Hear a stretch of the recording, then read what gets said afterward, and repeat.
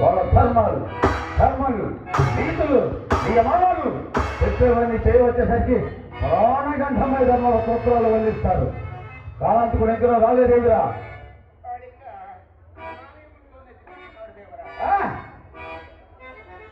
అదంతా మనకు స్వాధీన సామంతం అనే కాక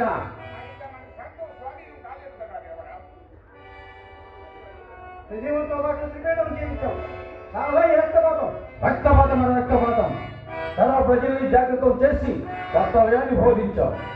నిరాధారం కాకుండా నిష్క్రియలో పడకుండా జనతను తనకు తానుగా శ్రమించి వెతకమన్నాం. ఈ సిద్ధాంతాన్ని నక్షత్రమైన ప్రచారం చేస్తున్న మోసం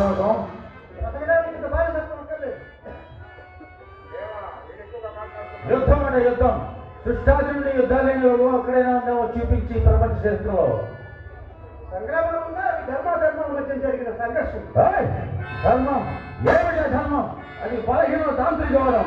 పరిణామం చెందే సంఘంలో శాంతి సౌఖ్యాలకు క్రాంతి జీవనంలో ప్రతి వ్యక్తి నిరంతరం మొదన పడుతూనే ఉంటాడు. ఆ నిర్విరామ జీవనయాత్రలో క్రియాపరంగా పూర్వానికి పరానికి వాద భేదాలు రావచ్చు. వాటినే సంఘర్షణలన్నా సంగ్రామాలకు పేరు పెట్టిన నిస్సందేహంగా పుట్టడానికి సృష్టించడం దేవుడి పని అయితే బ్రతకడం మానవుడి పని. బ్రతకడానికి ఇంత పని చెప్పక్కర్లేదు. హక్కులు వెళ్తున్నాడు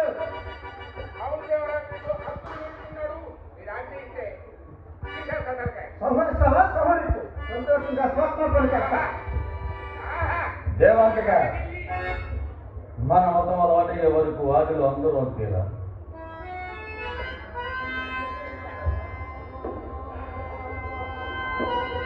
కోటాను కోట్ల రాక్షస జనాలు వ్యవసాయం గొప్పది బాగి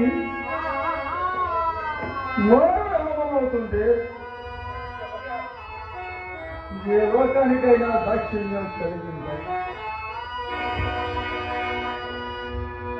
ఒక్క పూట గిరితో దిక్కులేని కొంపలతో మందు మార్పు లేకుండా జీవిస్తున్నారే మన రాక్షసులు.